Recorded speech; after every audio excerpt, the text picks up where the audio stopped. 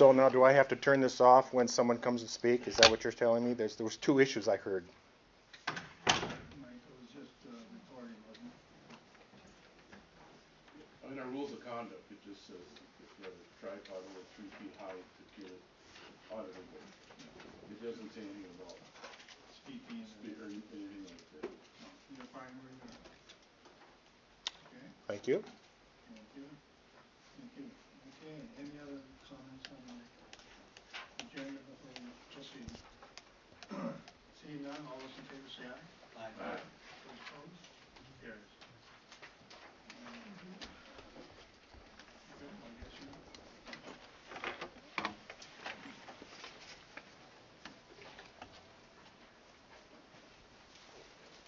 Good evening.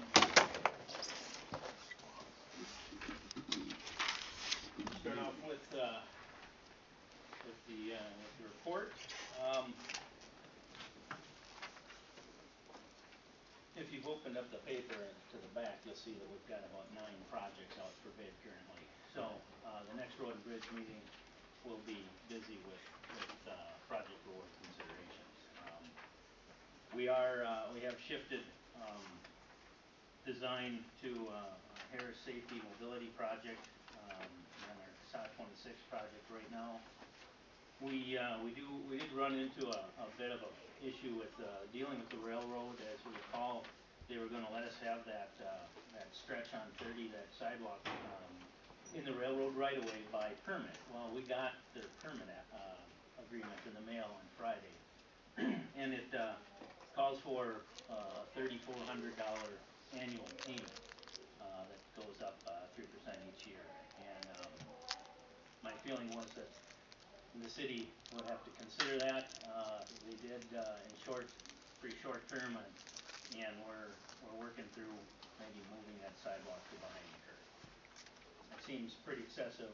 It's a municipality, it's a sidewalk, it's not a for-profit deal, so we're not sure why the fee. I do have an inquiry into BNSF, not their right-of-way people, but to BNSF as to why they feel they need to charge $3,400 to the city for a sidewalk.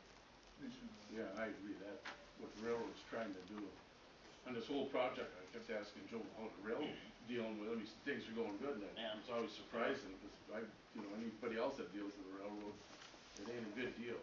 They're always trying to pull a fast one, and this is wrong what they're trying to do on this.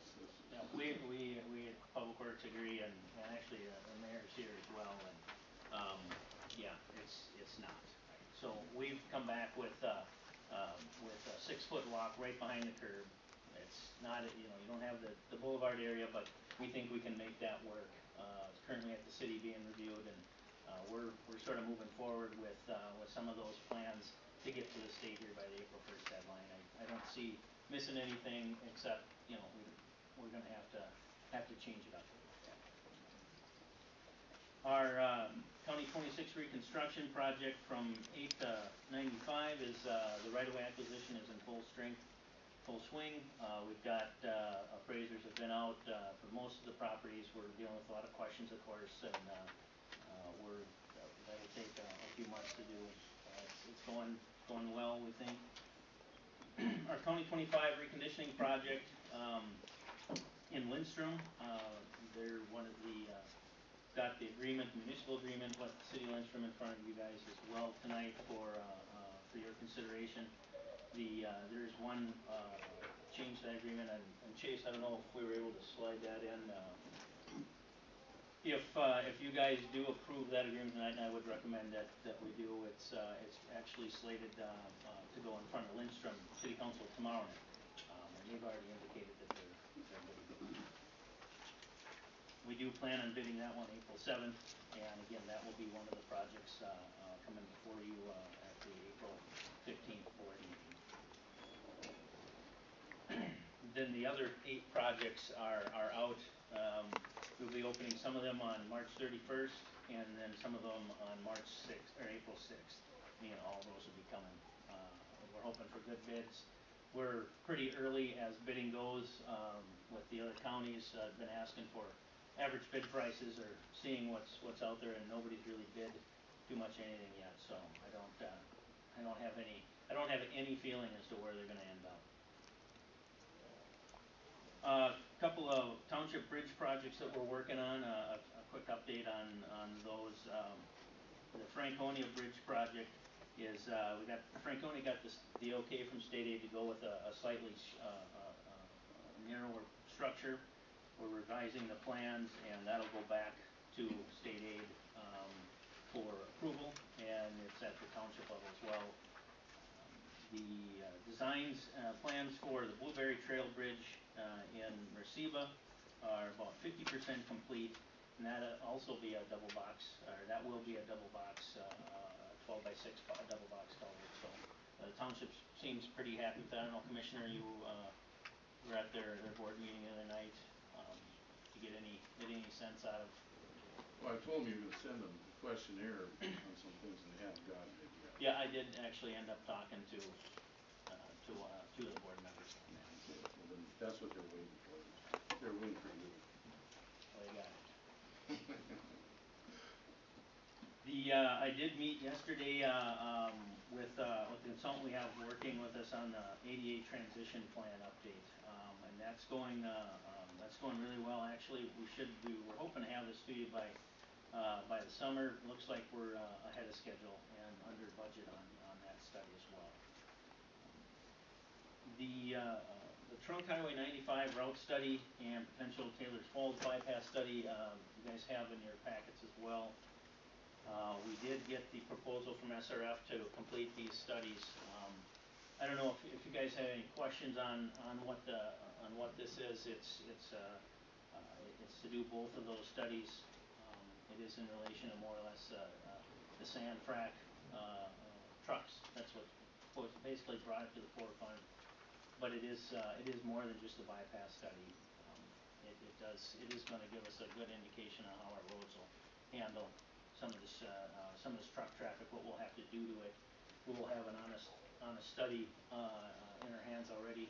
Once these developers and these projects come forward, we'll have something to reference instead of saying, well, we think we need this, we think we need that. Commissioner Robinson. I do have a question on it. If we're gonna move the truck traffic to our county roads, then why would we do that? We wouldn't want to. Well, that's what Yes, I'm saying. so, why would we wanna put them on our county? Yes, Let the state and fix. that's what, though the state isn't going to at this point. So the study is twofold, Commissioner. One is if they are going to be on our roads, we have those 3 or 4 routes. What is it going to do to our roads? What do we need to do to allow them on there? What kind of life we're going to get? What should we be asking in a developer's agreement with a city? The other side of that coin is the potential bypass, and we wouldn't be looking to put them build a bypass that's a county road necessarily. That's not what this study is going to give us. The bypass study will strictly look at is there 1, 2, 3 alignments that could possibly act and serve in that capacity. And then from there we would be able to take it to the next level, whether that's getting funding for something, working with MnDOT on who's going to have jurisdiction over that road or not.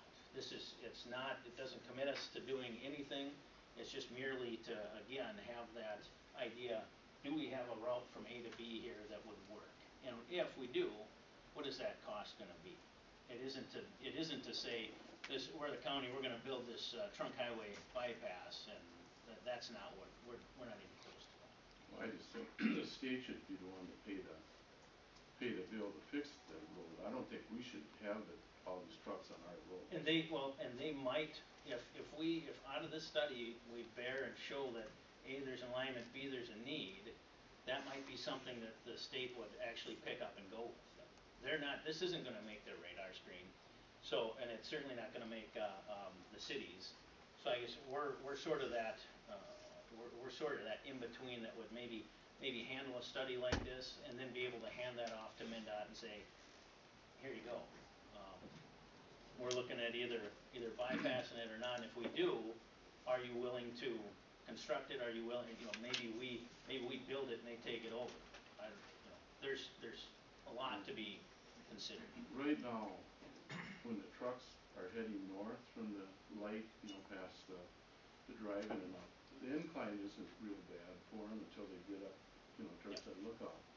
But if all the trucks go, when they're full, going up 8, they're gonna have a tough time getting up that hill. It's gonna back. I don't know how far to 2-lane. I can't remember when the 2-lane turns to 1, but Yeah, it's around the corner, it's around the bend, yeah, it's gonna take a long time for those trucks, 'cause they're going almost Well, and straight up. but I think that's gonna be part of that study. Not only is there an alignment, but, what way is better?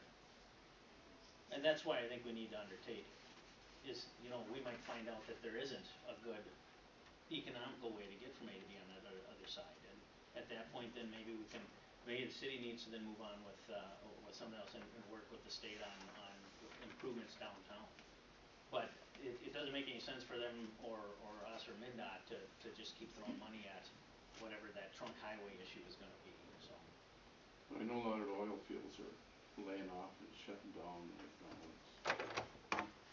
It's not that forever, but right now there's a whole bunch of people getting laid off that are working in North Dakota and Canada and Texas and around us really, when gas price, that's where it is a lot of these Well, I would even classify this not even at the feasibility study stage. I mean, this is really a preliminary route study. Is it an alignment study? Is it even, what are you looking at? It could come back that it's, it'll cost you, $2.5 million a mile. Well, unless maybe, Congress steps up, I don't know anybody who's gonna be able to foot that bill. But at this point, we don't know. But this supports our position, is what we're saying is. Yes, if this supports our position, Yes. it's more than guesswork, so it's something we gotta. And if we are able to determine that there is a route, an economical route that we can do that, then we know we don't have to put those trucks on our system. We have a place for them if we have to. So I'm really, it's a way of not only seeing if we can bypass the city, but it's a way to get that north-south route on that side of the county to keep those trucks off of then our county roads. If the study shows a need, this is the kind of study that Congressman Nolan wants, to help get funding if we need it. So he needs, Yes, and he has indicated, you're exactly right, where's your study, where's your alignment, where are you gonna go from here to there, so. yeah, you can't get any funding without help. Yep. Then, just, I thought I'd give you sort of what we're working on this year. We still have, our projects have to be designed and bid, and we're working on our 24 Old Town Road, reconstruction project in Chisago, our 26 Pleasant Valley Road reconstruction. I've still got the road reversion maintenance agreements to do, our 88 transition plan. We did, receive the updated costs for the County 20 bridge replacement, projects, so I'll be starting to crank through those. We're looking at updating our access management, ordinance. We haven't done that in quite some time, and we're starting to see development pick back up. So I think now is a good time to revisit that, make sure we're current. A cost participation policy is something that as a county we don't have, and I think that really we should. A lot of counties have those in place. That way a lot of our local partners know exactly what to be budgeting for and what to be expecting when we're coming through with the project. We want to look at our highway weight limits in a 10-ton route plan. Again, where do we want to, where should we be putting our heavier loads, or can we be putting them so that we don't have to sit and design every road to a 10-ton capacity. We should be knowing where we want to put these routes and being as smart about designing our highways as we can. And then last but not least, I'm still working through a county highway intersection plan. We're starting to see a few of those popping. We've been getting a lot of positive feedback on the few that we put up already just this last year with our HSIP project.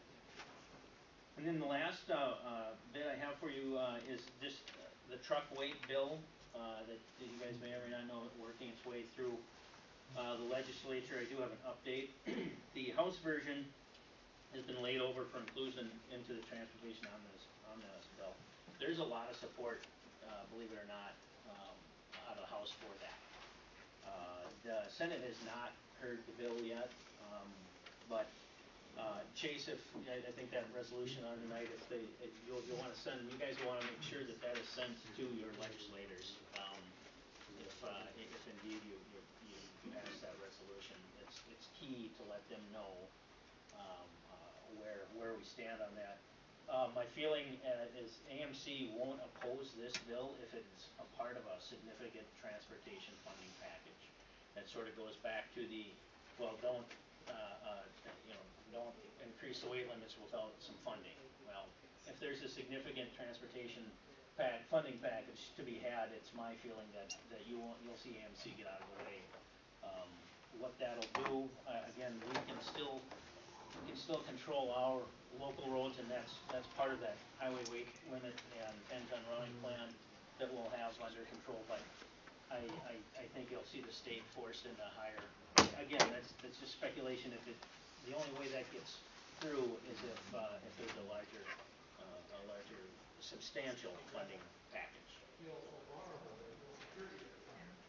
I wonder if it sounds like a weight deal, because the accidents with trucks will be more severe, and people are gonna get hurt worse, and a lot of that, it's not the trucker's fault, but once they get in an accident, no matter what drive they're on, you're gonna get pounded, so a lot of talk has been going between money and roads and this and that, but it really comes down to saving someone's life, or trying to save someone's life on this. And that's what you see that's where you see the bill being discussed at. They're not really, you don't hear the safety in it. You just hear well, you'll get more money from us to do your roads or whatever. They're trying to work the funding angle, and the highway safety angle is conveniently being left out. So again, I see that you guys are considering that resolution, and if you do, make sure that gets in the hands of your legislators. You can give them a call. At least that's my I'll get off my soapbox. Good report, Joe. I'm gonna move, items 1 through 4 to the board, to the 20 board consent agenda. Second. Any further discussion on any of the items?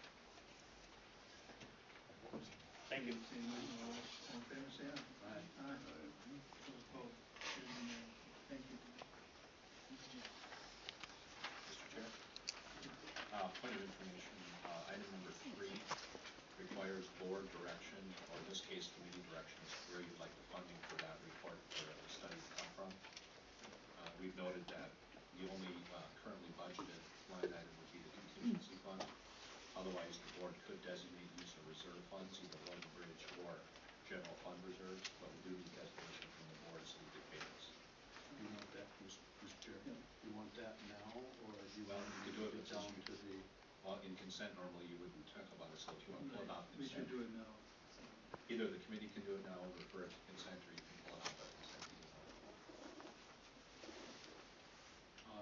Since you already approved it now, just be aware that maybe you want to pull it off consent and have that discussion separately. Yeah, I think I'd like to pull it off the consent. I'd like to look at the budgets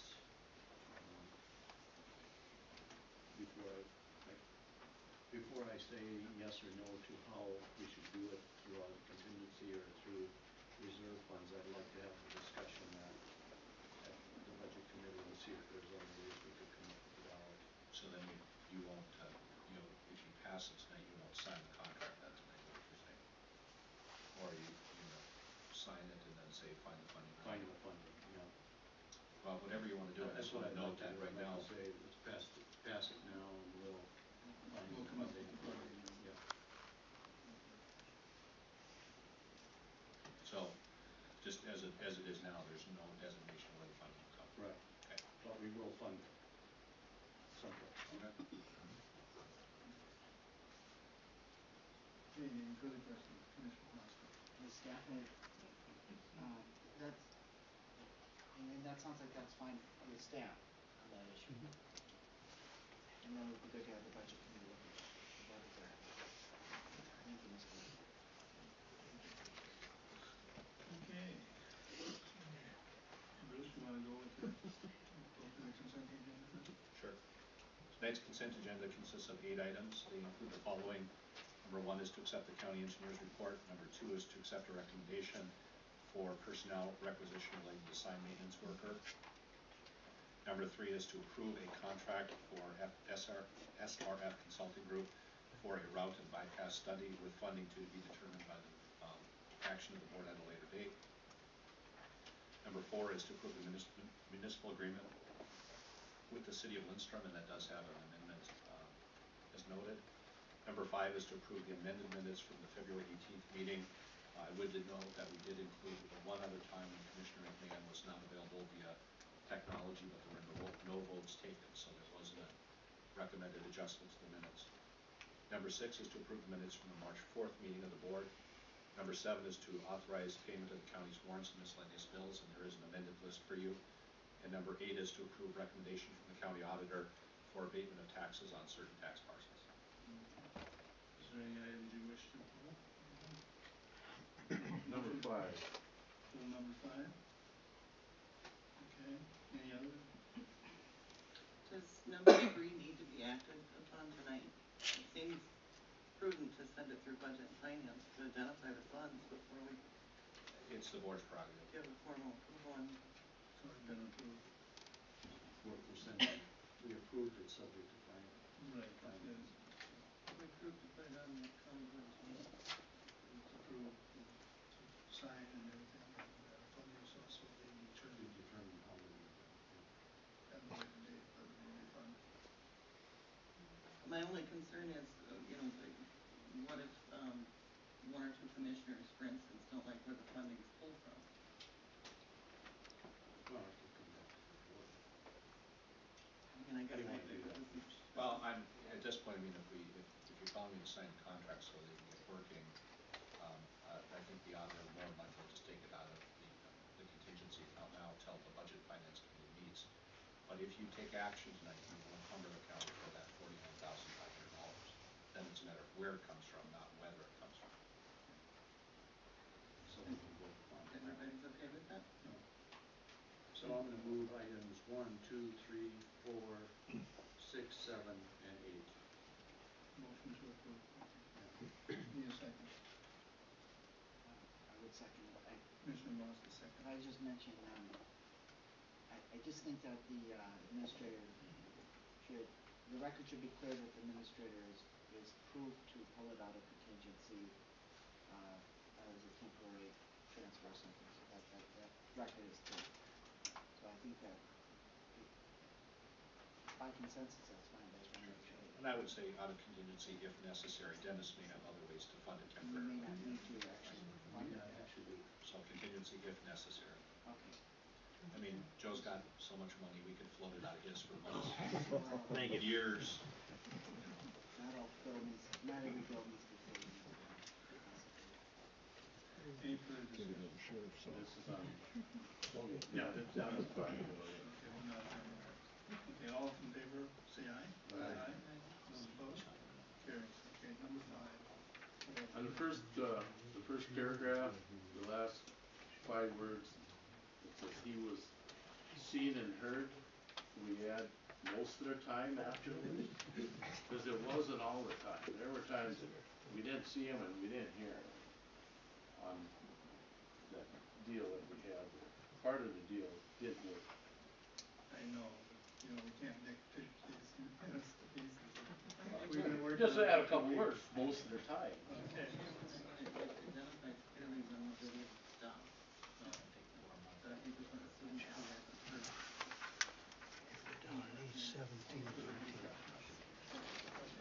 Need a motion to approve. Can I make, would it be okay if I made that motion and I use the language that Commissioner Robinson suggested? Or what is your I think our thought? recommendation would be no, because then it may cast into doubt all of the minutes. We've noted the 2 times when it was noted by either the clerk or me that he was definitely out of connection. But in the future, when we use the technology, we'll be exceptionally tight on those. I don't care, but it, I'll move it then. Okay, motion to approve, need a second. Commissioner that, Godu. Any further discussion? Seeing none, all those in favor say aye. Aye. Those opposed? Carries.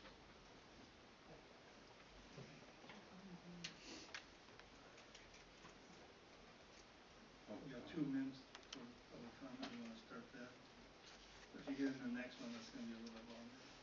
You can, just, citizens be heard. Yeah.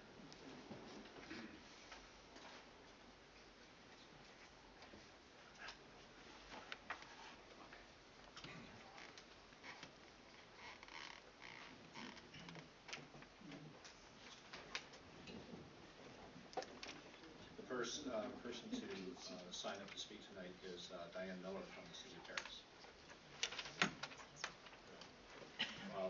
While the mayor's coming up, I'll just note for the record again that citizens form is provided, so citizens can have a comment, statement, question, proposal. Citizens are limited to 3 minutes, and we ask that they conduct themselves in a professional, courteous manner and refrain from the use of profanity. Failure to abide by the policy may result in the loss of the privilege to speak tonight. I'll have to make sure the mic's on first. Good evening. Good evening, Commissioners. I'm Diane Miller, Mayor of Paris, and I'm here to comment on the Armor Group cost increase. When the Armor Group met on Monday, March 2nd to discuss the funding deficit and cost increase for the towers and radios, the fire department said the county should pay those additional costs, and I agree with them. They pointed out that the original plan included 500 radios, but fewer were ordered because of the cost. For that reason, your revenue was less than expected. If this cost increase is passed on to the fire departments, they may have to reduce their number of radios even more. Again, you will have a revenue shortfall. First responders will also have an issue with the cost increase. Paris has first responders that service a large area, including 2 townships. We cannot bill for these calls as we do not have that authority. I cannot and will not tell the first responders to ignore a call from outside our city limits. They are instrumental in saving lives, so the cost of denying service could be much too high. For these reasons, any cost increase for the communication system will be placed squarely on the shoulders of Paris residents, even though a large area of the county benefits from it. By your own admission, Chisago County has a superior communication system. Everyone in the county pays for and benefits from this system for police protection. Therefore, isn't it only reasonable that people who benefit from the fire and first responders cover at minimum pay for these price increases? The fire departments, many of whom are volunteers, should not have to put this additional cost. In all fairness, the increase in cost for the communication system should be assessed equally to all of the residents of Chisago County. And only you have the authority to do so. Thank you. The next person who signed up to speak is Sue Sigma from Lynn Township. Good evening.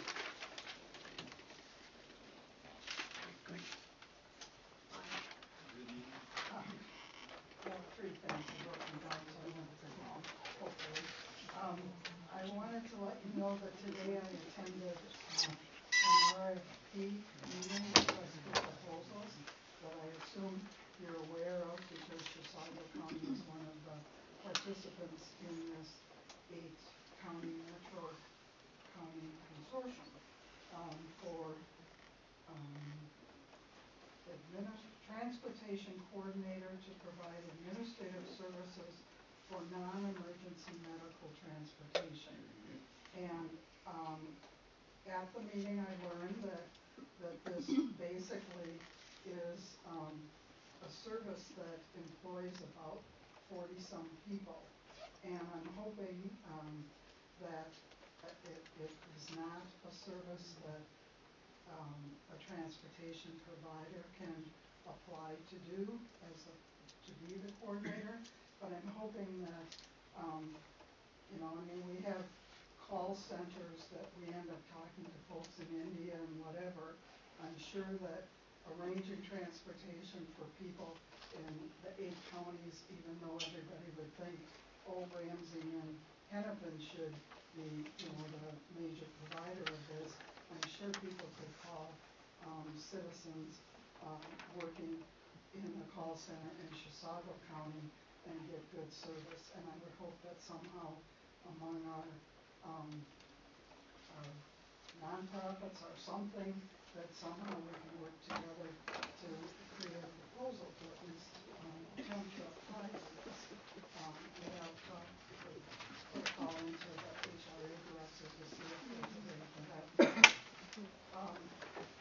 The next thing was to just comment, and I don't know if this should wait until the public hearing or whatever, but in any event, I understand for the planning commission that they're recommending to eliminate 2 at-large positions so that there can be the replacement of persons from District 2 and 5.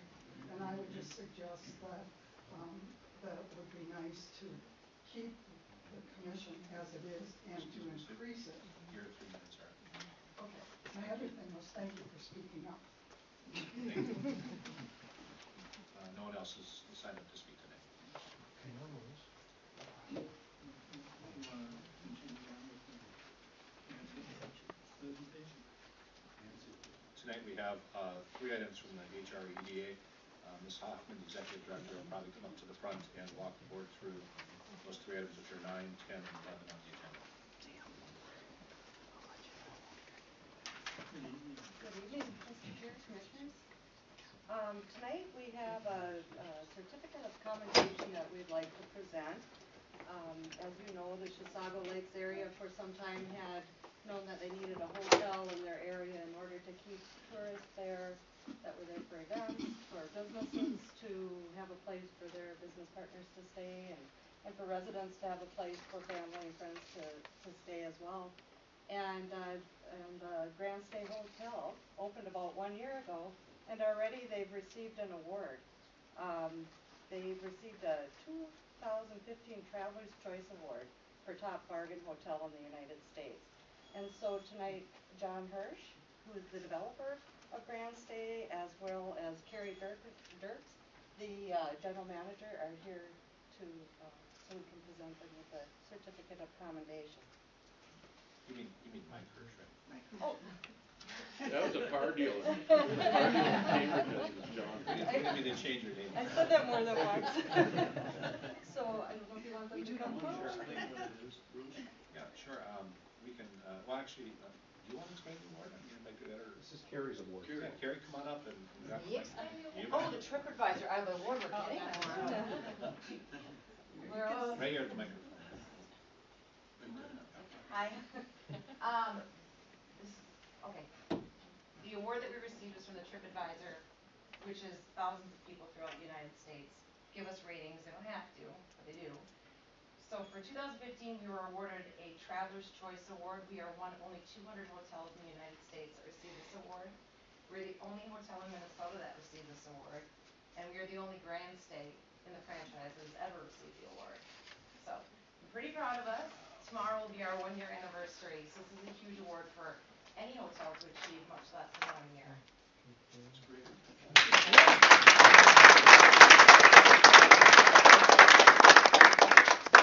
Don't leave quite yet, because I'm sure there's going to be a couple questions for you, and then we'll take a picture. Okay. Oh, geez. Mr. Chair, I don't know if anybody wants to say anything. I think George Well, is. yeah, I'd like to say something. It was a long process that we went through this hotel, and the developer out there spent many, many hours trying to convince the community, I guess. The community knew we needed one, but we needed that little shove, and Mike and his partners did that for us, and it's a great asset to our community, our county, because it's certainly getting a lot of,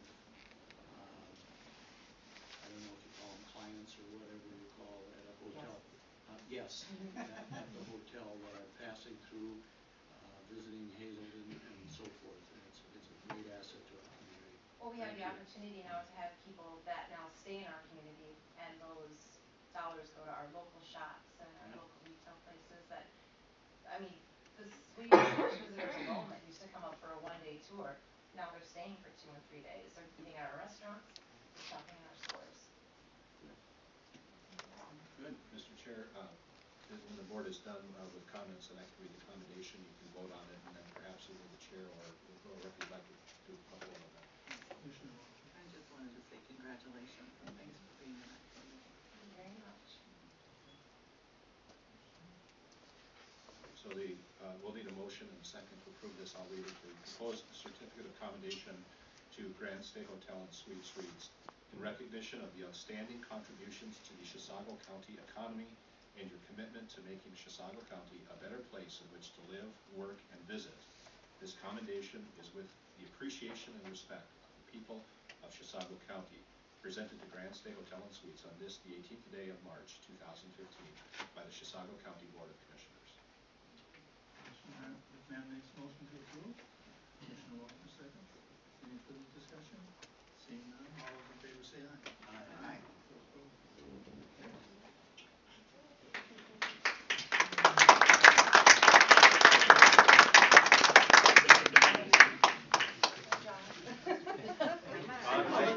Brad? John's got to fight his snowmobile.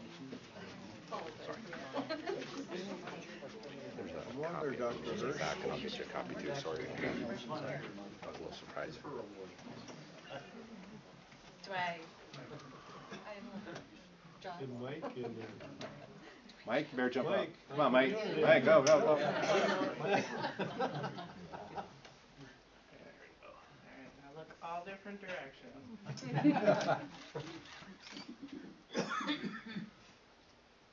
I try one more? It's kind of fuzzy. Oh yeah. Did you click that glare? Yeah, she's that one. Great to see you in person. Congratulations. Nice work. Thanks. Thank you.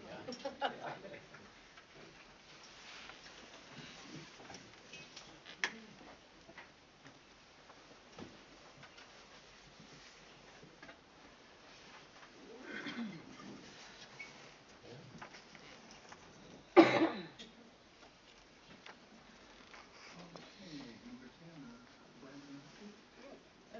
Since I was here, I thought this was a perfect time to give a little bit of a Blandon update because we were making some progress.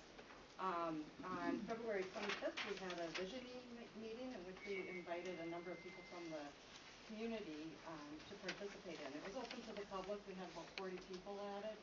And we looked at the 5 pillars that Blandon comes up with, for which we're spending these grant dollars on. And that's broadband, knowledge workforce, innovation, digital inclusion, and marketing. So then we'll end up marketing the community as a intelligent community, if you will. But we had, our steering committee did a lot of research. They presented the research in these categories. And then we looked at the gaps and the assets in each of those categories. And the full committee participated and added to it. And then we sat down and we determined some projects. And I'll tell you, I was really pleased with the passion in the room. It was just a really exciting meeting, and a lot of people want to participate in some of the things we're doing. Since the steering committee meeting, we sat down and looked at our priority list that came out of this meeting, and we picked 3 projects to work on, but I just want to mention 4 projects. The first one is we want to do a community survey. We're going to survey residents, businesses, find out what kind of broadband they have, is it reliable, who is their broadband provider, that type of thing. The second one is Wi-Fi on school buses. The 3 school districts came together and they're putting an application together to put Wi-Fi on school buses. So when students are traveling to games, or if they're on the bus a long time because they live in the country, they'll have time to do work on the school buses. They'll also be able to use these buses at community events, so they'll be open to the public. Our third one was digitize historic records.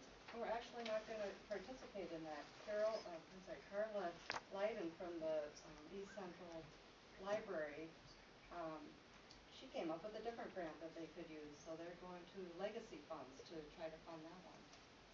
And then the fourth one is the high quality business technology training, and we'll be providing, technology training for beginner users to intermediate users of the internet, so that they can be more profitable, have a better workforce, and, move forward with their businesses. So those are the 4 projects that we're submitting grants for. The first deadline is April 1st, so once we had this meeting, we kinda had to scramble to decide what we wanna do and move forward. So, lots of participation, as you can see from these lists, the people that have been involved and the number of people that weren't involved that want to be. So, again, I was just really excited about the passion in the room that night and the desire to move forward. Any questions? We don't need the action for Nancy. No action, just an update for you. Thank you. Item number 11 is a request to approve advertisement for a vacancy on the HREDA board for District Number 2. It expires, I think, April 30th, Nancy, is that right? Right. Is the incumbent eligible for reappointment? Yes. And probably will have. Need a motion to approve that, Commissioner McMahon makes a motion, Commissioner Robinson seconds. Any further discussion? Seeing none, all those in favor say aye. Aye. Aye. Those opposed? Carried. Okay, thank you very Well, much. thank you very much, Nancy. Thank you for filling Now in Nancy's for gonna me. take Mike and John out for beers. Okay. Either or, Should. so. Mike?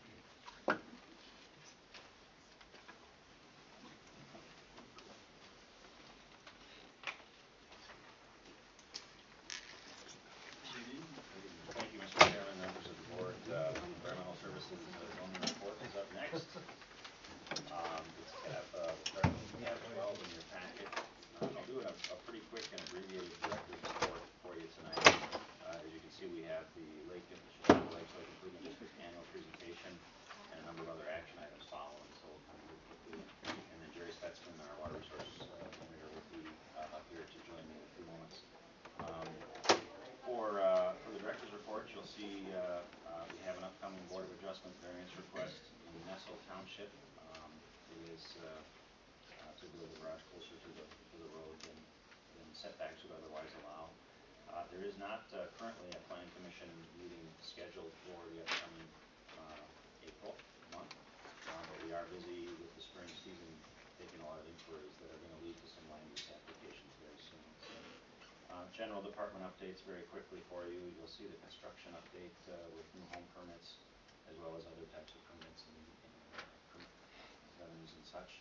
I do want to maybe spend a moment on the second item in the general information related to the newsflash function of the county website.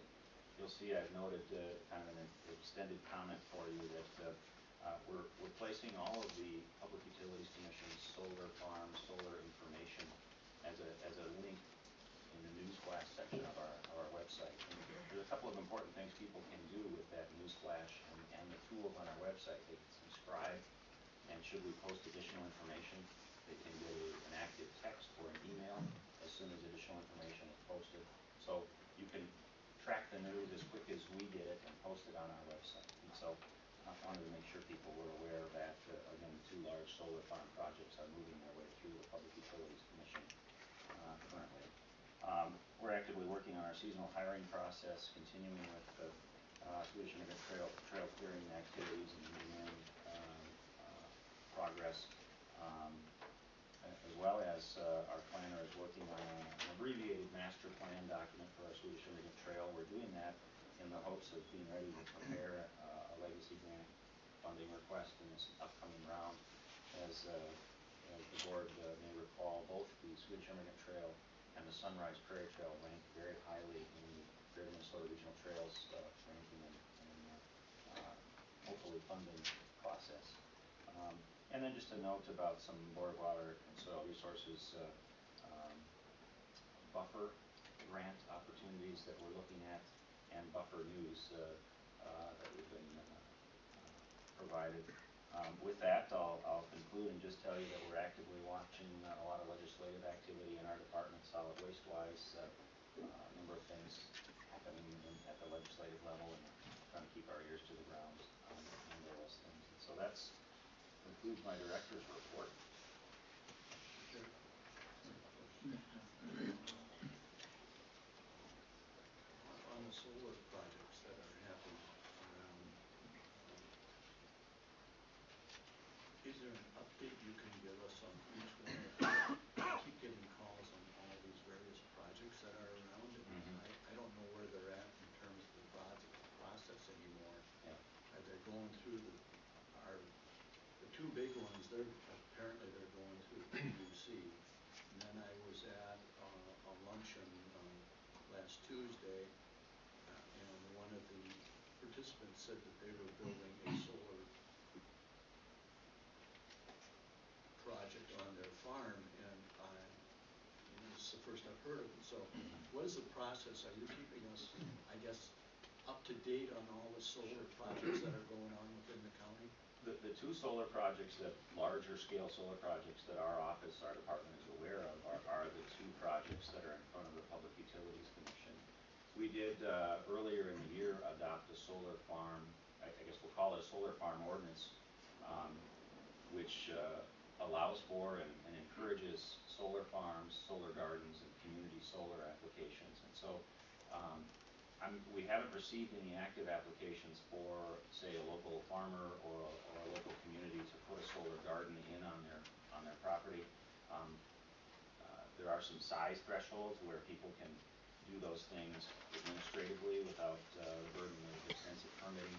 But then if you get over 20 acres in size or meet certain thresholds, it would be a conditional use permit process and go through our planning commission. But as of now, our department is not aware of any active building projects involving neighborhood solar, I guess I'll call it. So I would certainly be interested in talking to anybody that is looking at that. After the meeting, I'd like to give you the name. Sure. And call them, because I don't think they know we have a process that we go through. And with regard to the two larger projects that the PUC has reviewed, they've been approved. What?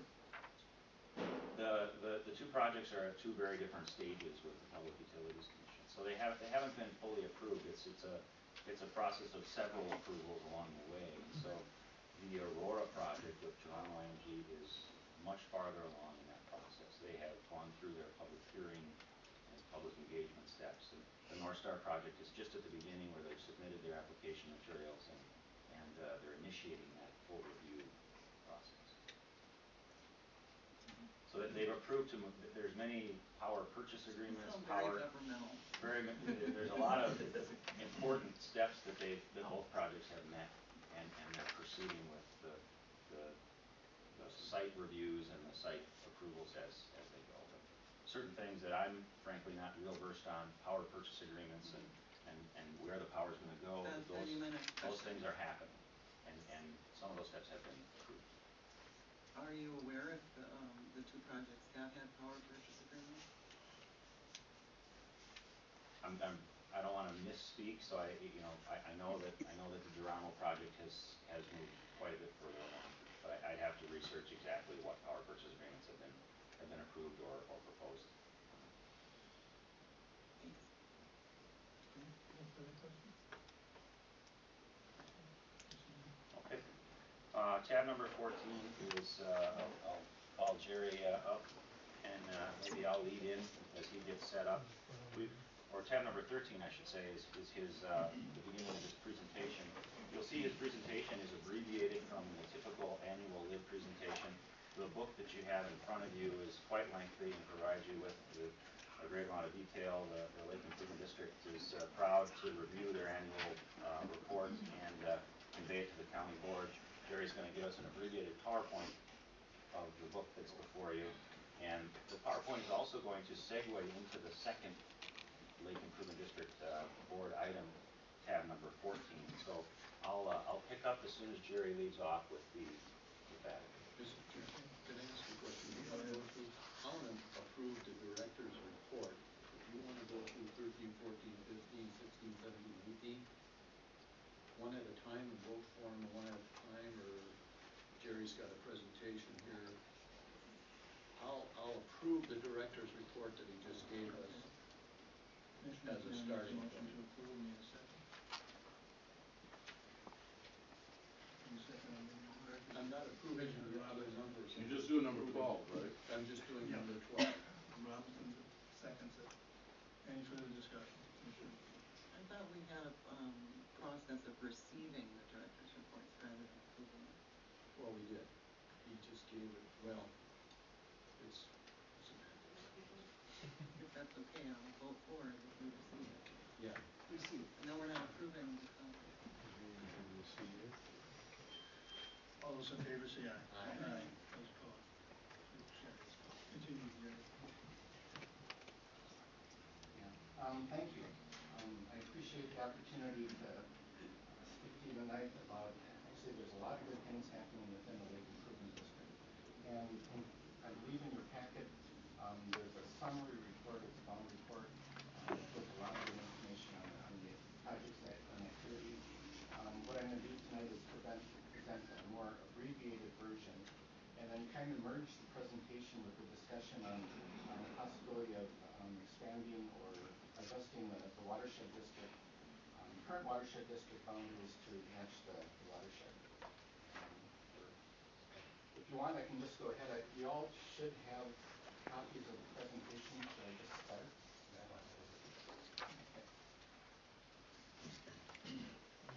Okay. The Lake Improvement District was originally established in 1976 due to high water conditions in the Chisago Chain Lake. And then it was reestablished by the County Board in 1984, again due to high water conditions in the Chain Lakes.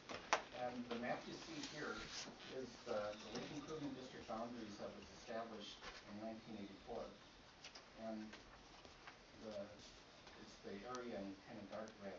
Here's the area. And that was the best and actually a really good approximation of the watershed area of the Chain of Lakes at that time.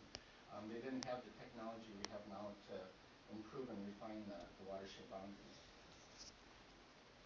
Okay, in 2009, the LID board adopted a watershed map for the Chisago Lakes, Chain Lakes area. And you can see the watershed area is everything included within this red line here. The water basically flows from South Center up here, through the wetland complex up to the Sunrise River, outlets at the Sunrise River. So basically any drop of water that falls anywhere within this red line eventually flows to the Chain of Lakes and out to the Sunrise River. So that's the watershed area. And to kind of compare the two, and it's a little difficult to see on this, but maybe on the maps you have before you. This is the current taxation or watershed boundary of the Lake Improvement District, and it's overlaid with the actual watershed area. And as you can see, there's some areas that are not included in the LID boundaries, and there's also some areas that are outside of the watershed boundaries that are included in the area. This is the current, or the 2014 Water Resource Management Plan. The Lake Improvement District has a plan with the mission and goals and objectives within the plan. The actual plan was adopted, or the overall mission and goals were adopted in 2009. We changed the objectives within the goals every year. And the mission statement is to protect and restore the surface water resources of the Chisago Lakes watershed. And you can see within some of the goal statements, it also includes the word Chisago Lakes watershed. It has to do with water quality, the ditching weir system, land use practices, recreational use, navigation channels, shoreline, education, and aquatic invasive species. So the LID is working on all of these activities as we speak. Okay, and then now I'll highlight some of the activities that happened in 2014 and fairly briefly. We do water quality monitoring five times a year from the months of May through September. We go out to all the sites that are identified with the yellow dots. There's 13 sites within the Lake Improvement District. And we collect a host of parameters. We collect chlorophyll, we look at depth of water clarity, we look at phosphorus, and a number of other things, collect the information, and the results of the summary of the monitoring is in the report that I gave you. And it's also online if anyone wants to see it. And this is, if you were to rank the lakes A, B, C, D, F, this is an overall ranking of the lakes in the Lake Improvement District. The ones on the top are the highest water quality, and the ones on the bottom are the lowest water quality. And the best lakes in the Lake Improvement District is Spider, Coon, North Lindstrom. And I've been doing the water quality monitoring for the last 3-4 years and going out to the lakes. And it's my opinion that the water quality is improving in the lakes. It's getting better, I believe. Another thing that we've been working on is, it's called the Watershed Restoration and Protection Plan. The lakes highlighted in that yellow-green color are on the impaired waters list. The lakes that are not highlighted are not on the list. What that means is these lakes do not meet the water quality standards set for the area. It doesn't necessarily mean that the lakes in green are bad, the lakes in blue are good. It just means they've crossed the threshold for water quality. And we have a plan, an overall, it's actually a watershed-based plan to maintain the water quality of the non-impaired lakes and to improve the water quality of the impaired lakes. And as part of the plan, we've been installing a number of best management practices throughout the watershed. There's a prioritization system that we put in place so that the resources are directed to the areas that most benefit from projects. And we're kind of working our way down the list from highest priority to lowest priority. There's been about 70 best management practices installed within the watershed over the last several years. And I'd also like to highlight that the Soil and Water Conservation District applied for what we call a targeted watershed grant. And it's something where the state funds through the legacy funds invest substantial resources in a targeted watershed. We do a lot of work in that area and ideally see water quality benefits in the short term. The Chisago Lakes watershed was one of a handful of watersheds within the state that received the funding this year. So it's a substantial investment in the area. Again, there's a number of practices that were installed. This just highlights one of several. And this was the highest priority project for the city of Lindstrom. It's called the Pleasant Hill Park Project. And it's a little tough to see, but this is downtown city of Lindstrom. That's the Catholic Church. This is Lindstrom City Hall over here in this area, Lions Park. You can kind of see it, but there's this green line. And prior to this project, all the stormwater runoff within that green line, which is a good part of the city of Lindstrom, flowed through one pipe and then went directly into South Lindstrom Lake, just one in all runoff. And so over the last year, the park, which is basically a playground area, a baseball field, was dug up, and then drain piles, and all the stormwater runoff now is filtered through the soil before it goes to South Center Lake. And so it's a substantial reduction in the amount of pollutants going into one lake. And this is just one example of many projects that are happening. Ditch and weir maintenance. The original reason the Lake Improvement District was established was to lower water levels during high water events. And so a channel and weir, or ditch and weir system was installed with some weirs that control the water and channels and whatnot. And I guess the highlight of that is we inspect the weirs quarterly throughout the season, and currently everything's working well and working properly. The idea is we're not going to have high levels this spring, I don't anticipate, but in the event of high water, everything needs to work, and it does. This was another, I think, major accomplishment that we completed in 2014 with the board's help. We acquired all the easements for water to flow north through the channel and weir system, this area here, and out to the Sunrise River. And so all the easements were acquired last year, and now water can flow.